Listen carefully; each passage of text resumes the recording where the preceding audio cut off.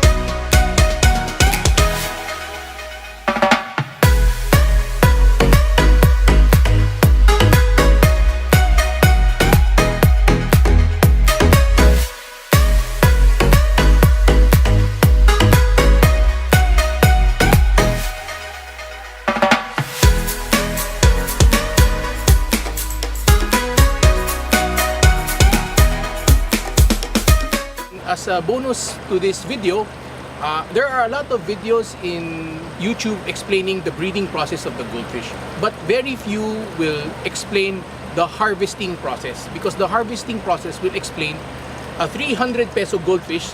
How is it different from a 3,000 peso show quality goldfish? So right now I'm going to try to explain to you the selection process for the 300 to 3,000 peso goldfish. So I'm very excited for this video, and thank you for the support. Thank you.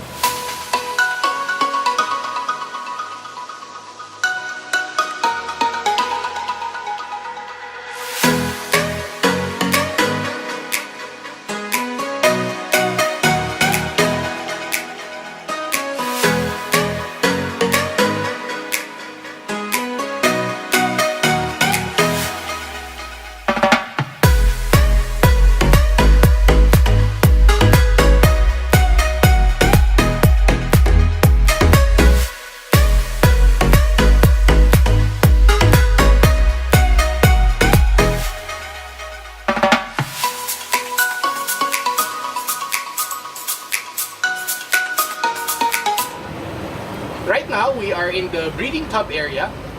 This is where we put the male and the female together. This area is exclusively prepared, focused just for breeding purposes. So right now, after getting the male and the female, we put them in the tub together.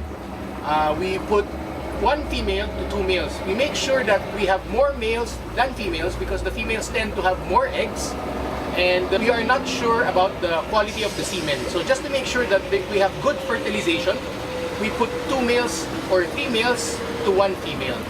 As you can see, we also put a shade on top of the tub to prevent algae from developing, because algae will destroy the eggs during the breeding process. We also explained that all that we feed them when they hatch is Daphnia magna. In this area, the goldfish stays here until they are more or less 1 inch. Then we move them to the grow-out ponds. So in this breeding pond, we have placed one female and two males. We would like to always put more males than females because the females has so many eggs, and sometimes one male is not enough to provide the semen for the eggs. So right now, as you can see, they are very conditioned and ready for breeding. There's two males and one female. So we're waiting for them to mate and to lay eggs. And the eggs will be placed in the straw. After that, we'll remove the parents and wait for the eggs to hatch. So the goldfish will stay here until around 2 inches. When it's 2 inches, that's where we select the grade AB from the grade B from the grade A. For the grade A, we still put it back to the pond for it to grow some more. And for the grade AB, we start selling them to provide us income and to make our farm sustainable.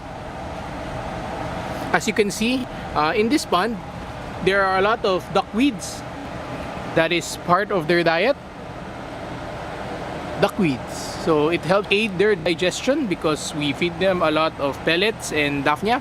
So we give them duckweeds as a source of fiber to help them in their digestion. So this is our tanks for breeders. Here we isolate the male and the female from the Thai and from the Indo goldfish. Why do we separate the male and the female? Because we do not want any unwanted breeding.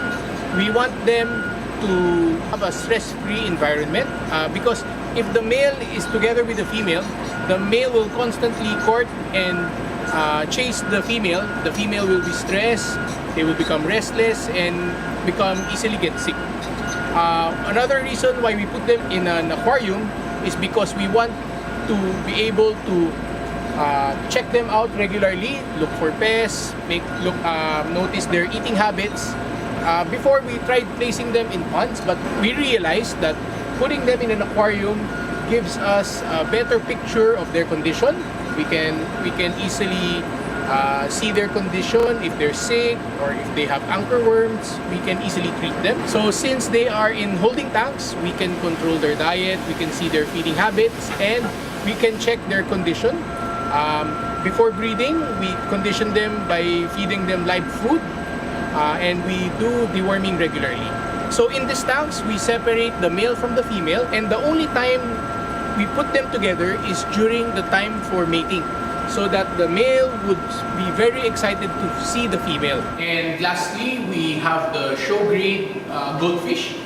Those show grade goldfish are the ones with the good body, good finish, and which has potential to be able to join the national shows here in the Philippines. We don't sell them in small sizes because we want to keep them, to groom them in preparation for those shows. So if you want to see those selections, you just have to ask for them specifically from our Facebook sellers. So if you like joining shows, we also have the show grade goldfish for you. You just have to ask from our official Facebook sellers, Miss Hazel and Miss Maricar.